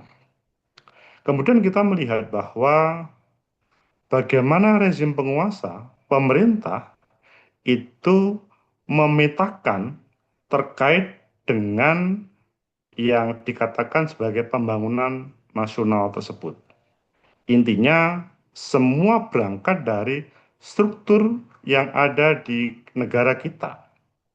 Kita tidak pernah, misalkan, mengkritik itu bukan dari struktur. Bagaimana misalkan partisipasi masyarakat, itu kemudian kita kritik, tidak. Mengapa hal itu terjadi? Ya karena memang kita di negara kita itu sepertinya semuanya berawal dari titik poinnya dari struktur sosial. Kemudian kita bisa selanjutnya mengidentifikasikan para aktor-aktor yang ada, bahkan bagaimana relasi kuasa yang muncul, dan yang lebih mudah para sosiolog itu adalah memetakannya. Dan selanjutnya ada sebagian kelompok masyarakat yang pengen terlibat dalam proses itu, ada sebagian kelompok masyarakat yang hanya pengen memberikan kritikan, tanpa harus kemudian bisa berbuat apa-apa. Yang pasti bahwa di dalamnya kemudian muncul konflik. Konflik menurut saya bukan untuk atau bukan sebagai hal yang kemudian menjadikan kemunduran, tetapi itu adalah sebuah perdebatan terkait dengan bagaimana taruhlah negara menghadirkan sebuah atau tawaran kebaikan terhadap masyarakat. Sehingga kemudian disinilah saya melihatnya itu adalah dasar perumusan kebijakan pembangunan nasional menjadi bahan kajian kita bersama. Karena memang poin pembahasan kita adalah dari negara. Kemudian berbicara konsep rekayasa sosial. Perubahan sosial itu yang direncanakan. Maksudnya pada semenjak Indonesia merdeka sampai hari ini, semua perubahan sosial itu direncanakan. Apakah ada perubahan sosial yang tidak direncanakan? Tentunya kalau dijawab tidak ada, mustahil. Mungkin ketika kita berbicara, bagaimana terkait dengan gerakan reformasi, ketika di situ adalah ada hubungannya dengan perubahan sosial yang ada. Pasti ada yang berpikir tentang reformasi tersebut, tetapi bukan kemudian secara formal. Hanya tiba-tiba kemudian itu menjadi sebuah gerakan yang luar biasa untuk negeri ini. Instrumen kebijakan pendidikan media, maksudnya instrumennya adalah kebijakan pendidikan media organisasi sosial yang kemudian itu menjadi bagian teman-teman para sosiolog untuk bagaimana menguliti konsep rekayasa sosial tersebut. Kemudian tujuan terkait dengan rekayasa sosial untuk kesejahteraan dan transformasi masyarakat pasti dari struktur, iya. Tapi kemudian dari kelompok taruhlah pemerhati, taruhlah kita-kita yang sebagai pemberi masukan, mungkin ada sedikit banyak perbedaan. Kemudian perspektif sosiologi politik. Ketika berbicara pembangunan sebagai arena kekuasaan, mungkin di ruangan ini kita mengatakan iya, bahwa itu atau sebuah proses pembangunan yang ada di negeri ini itu adalah sebuah arena kekuasaan. Bahkan lebih teknis lagi, semuanya demi kepentingan elektoral 5 tahun selanjutnya. Tetapi apakah itu benar apa yang kita prediksikan atau apa yang kemudian dianalisis teman-teman? Mungkin iya, mungkin tidak, tergantung kemudian pada sebuah peristiwa apa yang kemudian kita analisis tersebut. Distribusi sumber daya dan legitimasi politik, kemudian peran negara, elit, dan masyarakat sipil. Yang ini, sekali lagi, ketika berbicara distribusi sumber daya dan legitimasi politik, pasti saat ini masih ada terjadi ketimpangan. Ketika kita melihat berbagai atau beberapa elit awal sekitar 1 tahun yang lalu dipuja-puja menjadi seorang yang ingin menyelamatkan negeri, tapi tiba-tiba kemudian dia diberhentikan. Tapi tiba-tiba kemudian dia menjadi bagian yang dikatakan tersangka. Itu kan kalau kita melihat mengurus dada kok bisa begitu. Atau dalam pemerintahan dahulu, tentunya tidak hanya pemerintahan dahulu, beberapa pemerintahan, beberapa elit yang pernah menjadi taruhlah elit di negeri kita, itu pada awalnya seseorang yang sangat dihormati, Tapi terjadi ketika pergantian kepemimpinan, kemudian yang bersangkutan menjadi orang yang sangat hina. Ini kan kita kok paradoks sekali ya negeri kita. Yang dahulu dihormati, kemudian sekarang masuk penjara. Nah, di sini adalah kemudian peran negara, elit dan masyarakat sipil menjadi bagian yang sangat dibutuhkan dalam pengawalannya. Kemudian elit politik dan pembangunan. Ketika kita gambarkan di sini terkait dengan badut-badut politik yang selalu muncul dalam proses pembangunan kita, maka kita bisa memahami, elit kita sering lebih banyak berdramaturgi dalam prosesnya, lebih banyak membranding daripada kemudian melakukan pembangunan itu sendiri. Tetapi bahwa penentuan prioritas pembangunan merupakan bagian yang penting sosiolog untuk memberikan kontribusi, supaya kita tidak cukup menyalahkan ketika selesai atau ada sebuah kasus yang kemudian kita ikut menyalahkan. Tetapi ketika kemudian ada sebuah pembangunan yang bagus, kemudian kita mengatakan itu bagian dari para sosiolog. Kemudian alokasi anggaran dan program, ini tentunya perlu ada kritik dari kita semuanya, karena bagaimanapun kritik itu bukan sesuatu yang negatif, tetapi adalah sebagai balancing supaya tidak ada pengambil kebijakan itu membuat kebijakan yang tidak sesuai dengan kebutuhan negara. Potensi patronase dan ketimpangan sosial tentunya ini masih menjadi gejala di kita, dan ini perlu pengawalan kita semuanya. Kemudian perspektif sosiologi agama sebagai modal sosial, ini adalah hal yang sangat kita pahami di negeri ini, meskipun masih beberapa orang kemudian berkedok agama, dan kemudian di situ malah ada hal yang negatif terkait dengan rekayasa, termasuk pembangunan strategis nasional ini. Ini kan kadang-kadang ada sebagian agama sepertinya seakan-akan digunakan, sebetulnya dibutuhkan untuk bagaimana bukan hanya legitimasi terkait dengan pembangunan, tapi bagaimana dibutuhkan terkait dengan sumbangsih pemikirannya. Tidak cukup hanya asal Bapak senang, tapi pada titik-titik tertentu ada elit agama, tokoh agama yang kemudian tidak sesuai dengan harapan kita semuanya.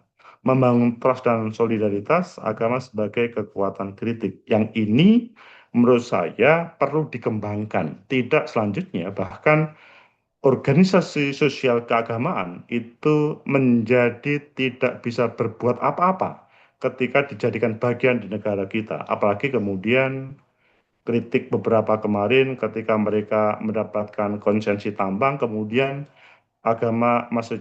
ormas keagamaan kemudian tidak bisa berbuat apa-apa. Itu kan menjadi problem dalam pembangunan yang ada di negeri ini. Selanjutnya, model integrir, di sini analisis sosial, pemetaan aktor, identifikasi nilai agama budaya, kebijakan partisipatif, implementasi, dan evaluasi itu perlu kita lakukan bersama. Dan apa yang dilakukan oleh APSI, menurut saya itu sesuatu yang bagaimana kita menghangatkan secara kebersamaan untuk pikiran-pikiran kita memberikan sumbangsi untuk negeri ini. Dan tantangan kontemporer bahwa ketimpangan sosial ekonomi, politik identitas, krisis lingkungan, disrupsi digital, menurunnya kepercayaan publik, ini di dalam konteks yang kita bicarakan, pembangunan nasional, itu kemudian masih terjadi. Dan ini menjadi tantangan kita bersama, yang kita tidak cukup hanya memberikan legitimasi, atau sebaliknya memberikan level salah terhadap negara kita, atau elit negara kita. Dan yang terakhir, kesimpulan, pembangunan nasional adalah proses sosial politik, analisis sosial dan rekayasa sosial saling melengkapi, integrasi politik dan agama memperkuat pembangunan berkelanjutan. Terima kasih dari saya, semoga memberikan sumbangsi. Assalamualaikum warahmatullahi wabarakatuh.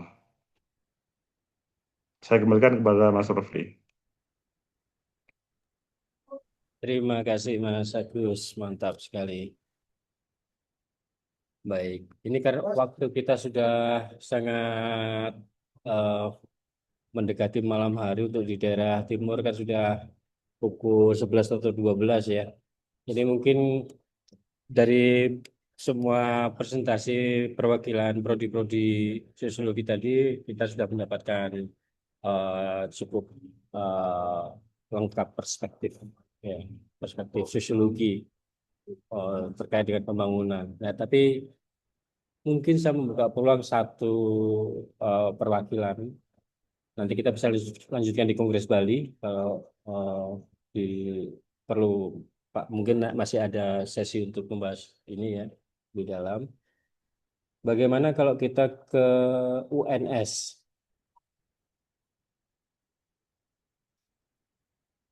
Ke UNS di sini ada.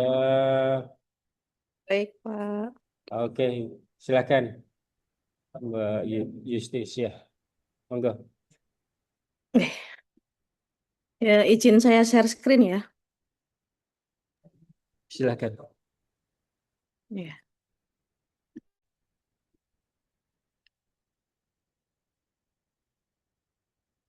Ini saya menggunakan Canva.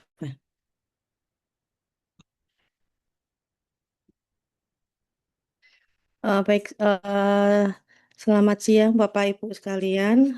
Saya hari ini ingin membahas bagaimana sih sebenarnya kesenjangan implementasi dari proyek strategis nasional dengan apa yang sebenarnya ada pada komunitas-komunitas adat sekarang. Sebenarnya konteks komunitas adat sudah banyak dibahas ya sebelumnya oleh tadi dari Aceh dan Ibu dari UKSW dan lain-lain. Nah, di sini saya ingin membahas bagaimana analisis kesenjangan implementasi Perpres nomor 72 terkait dengan pengentasan stunting di Indonesia. Nah, ternyata apa yang saya temukan pada konteks masyarakat adat ini kurang sesuai. Tuh. Nah, Perpres tahun 72 ini adalah strategi nasional percepatan penurunan stunting pada tahun 2029 itu menargetkan untuk ada penurunan prevalensi stunting hingga 14,2%. Padahal seperti kita ketahui di suku Baduy ini letaknya di Banten itu memiliki prevalensi stunting sebesar 60%. Itu sangat jauh sekali dari target nasional. Ya, kenapa bisa seperti itu? Padahal lokasinya seperti kita ketahui berada di daerah yang sangat mudah secara aksesibilitas ya. Nah, apa sih sebenarnya yang terjadi?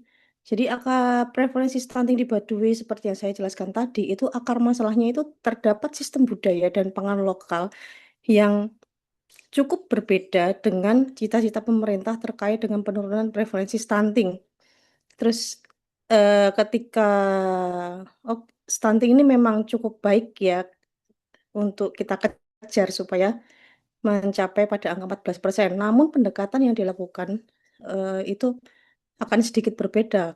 Nah, ketika pendekatan-pendekatan pemerintah yang saat ini digunakan untuk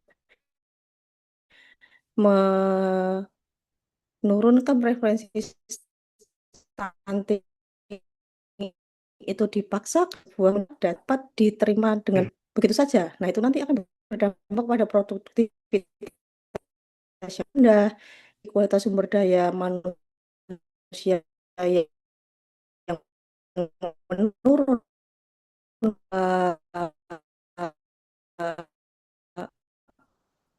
ini bahwa anak yang lebih rendah dibandingkan tentang bagaimana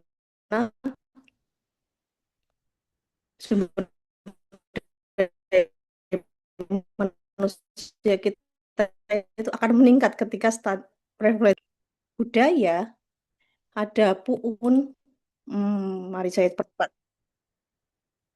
Di sini ada beberapa arena definitif yang cukup berbeda antara stunting dari perspektif pemerintah dan stunting dari perspektif suku Baduy, bahwa bagi pemerintah stunting itu menjadi sebuah masalah yang cukup krusial untuk harus segera diselesaikan. Padahal menurut Baduy stunting itu mereka tidak mengenal stunting, tapi istilahnya adalah BG. BG itu adalah kondisi di mana anak tumbuh dengan tinggi badan yang jauh lebih pendek dibandingkan teman-temannya. Nah, bagi mereka itu ya adalah hal yang wajar dan bagian dari keturunannya misalnya. Nah, perspektif negara bahwa kondisi stunting ini dapat dicegah gitu. Padahal menurut mereka ini dipahami sebagai kondisi takdir yang memang harus diterima oleh mereka dan tidak dianggap sebagai sebuah permasalahan gitu. Lalu yang berikutnya, ketika negara ingin melakukan intervensi dengan menurunkan angka stunting dengan pemberian vitamin gizi zat besi bagi ibu dan anak, lalu berikutnya vaksin, penimbangan secara berkala, lalu bagaimana bisa memastikan bahwa ibu hamil memiliki kecukupan asupan gizi hingga penambahan makanan pada anak itu ternyata tidak bisa ditransferkan secara sempurna pada masyarakat adat. Nah, ketika nilai-nilai ini dibawa oleh bidan di puskesmas terdekat itu masyarakat adat menolak karena masih kental dengan seperti yang kita ketahui praktik kekuasaan dari Puun, Jaro, Paraji. Nah, oleh karena itu hambatan-hambatan itu kemudian kita bisa melakukan pendekatan lebih mudah kepada para tokoh-tokoh adat supaya beliau-beliau bisa terlebih dahulu menerima ide-ide pemerintah tentang bahwa stunting ini menjadi penting untuk diperhatikan, bahwa resiko ibu resiko ibu meninggal karena melahirkan itu yang cukup tinggi di Baduy itu harus diminimalisir. Pendekatan-pendekatan budaya memang harus dipertimbangkan juga selain pendekatan-pendekatan medis saja. Ketika kita hanya memberikan barang kita tidak tahu, komunitas tidak tahu apa ini. Nah, kita harus melakukan pendekatan itu secara berkala melalui tradisi adat istiadat yang sudah memang ada di sana. Seperti itu. Kalau dari kami melihat bahwa PSN ini seharusnya tidak kemudian menyamaratakan misi-misi negara itu menjadi seragam. Menurut kami sebaiknya itu sangat diadaptifkan dengan konsep-konsep budaya dari setiap daerah yang berbeda-beda. Misalnya tadi dari UKSW ya Bu siapa ya tadi, saya mohon maaf lupa, itu sempat menyampaikan bagaimana proses perubahan tanah itu sangat berbeda dari setiap daerah, satu daerah dan daerah lainnya. Itu adalah salah satu contoh bagaimana sebenarnya kebijakan seharusnya bisa adaptif sesuai dengan kondisi kultural masing-masing daerahnya itu sendiri. Kalau dari saya begitu, terima kasih.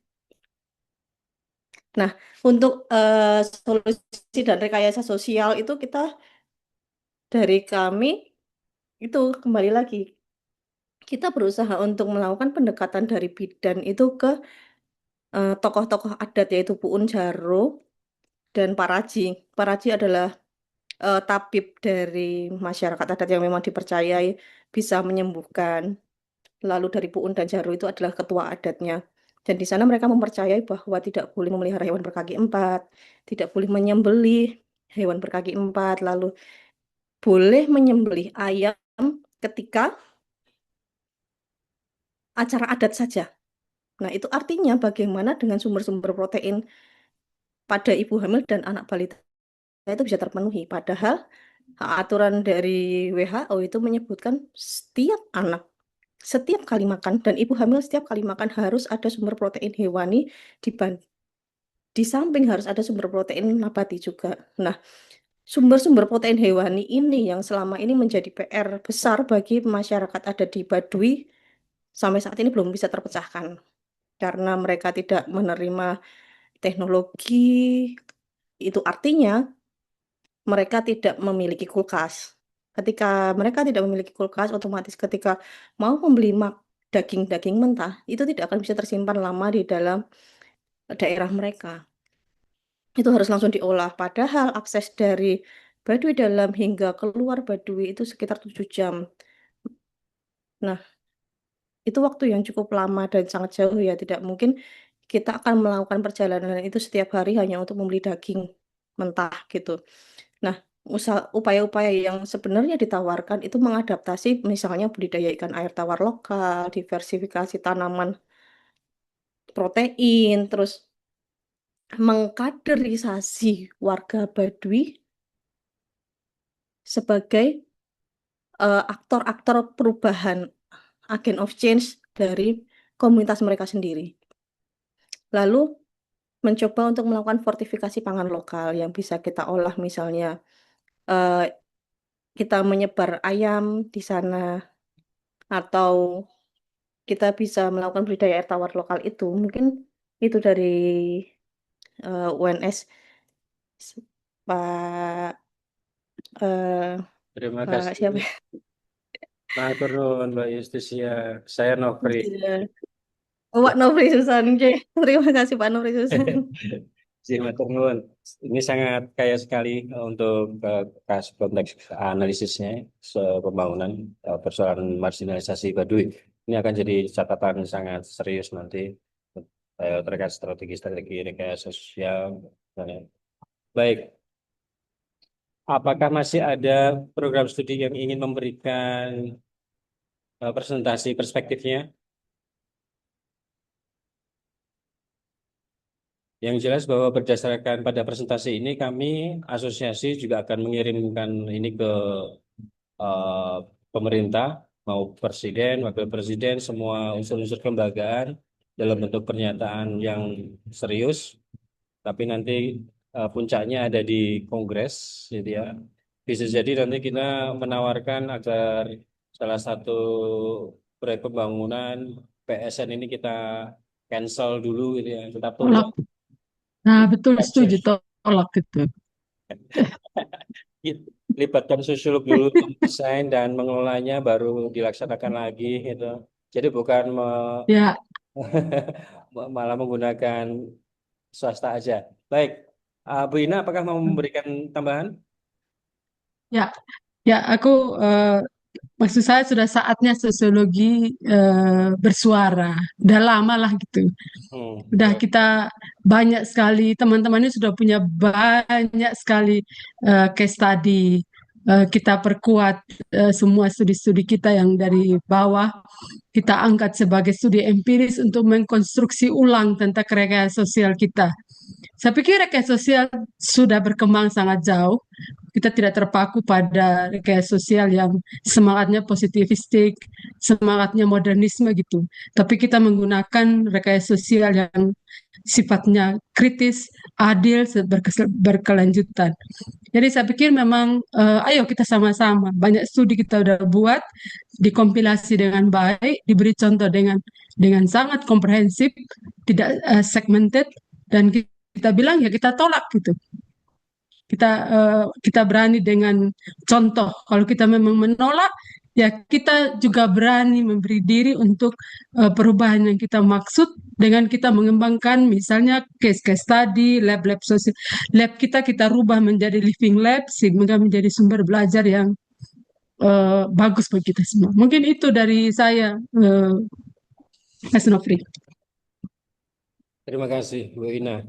Ini sangat khas sosiologi UKSW ya. Rekayasa sosial dalam perspektif sosial kritis ya. Ini salah satu panjernya, salah satu patokan untuk Indonesia. Terima kasih sekali Bu Ina. Ya, terima kasih. Baik, kawan-kawan, kolega senior, ini merupakan pertemuan yang sebenarnya baru pertama kali kita uji coba gitu. Jadi secara kelembagaan Prodi memberikan pandangan-pandangan sehingga memberi bobot untuk memberi bobot dalam tekanan-tekanan yang kita butuhkan gitu ya. Kita bukan hanya bermain pada level perbincangan di dalam, namun bisa menjadi bagian dari strategi kekuasaan yang mungkin menjadi representasi kelompok-kelompok marginal gitu. Baik, saya buka satu lagi. Ini ada dari ada yang memberikan dari mana ya tadi ya?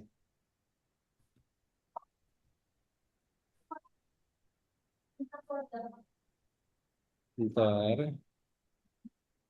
Apakah ada yang mau presentasi satu kali sesi lagi?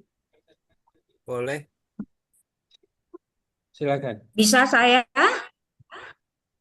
Ya, terima kasih. Ya, Dewi. Ya. Assalamualaikum warahmatullahi wabarakatuh. Selamat malam. Perkenalkan, saya Dewi Anggraini dari Universitas Halu Oleo Kendari.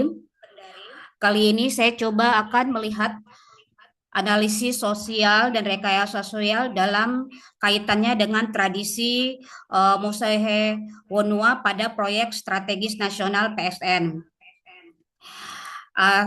Dalam pandangan saya, utamanya terkait dalam perspektif sosiologi, budaya, dan kearifan lokal, analisis sosial dan pelaksanaan proyek PSN yang bertujuan untuk memahami kondisi sosial, budaya, dan kepentingan, serta melihat potensi konflik yang berkembang di tengah masyarakat, itu sangat berdampak pada pelaksanaan dan proses pembangunan yang ada.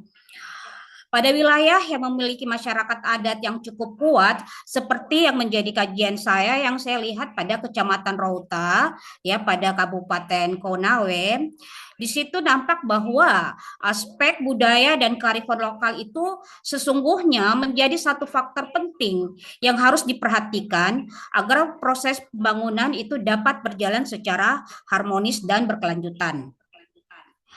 Salah satu faktor dari kearifan lokal yang memiliki peran strategis adalah pada sebuah tradisi yang namanya Mosehe Wonua, yaitu sebuah tradisi adat pada masyarakat Tolaki, ya. Jadi masyarakat Tolaki ini merupakan masyarakat lokal yang ada dan mendominasi pada wilayah tersebut.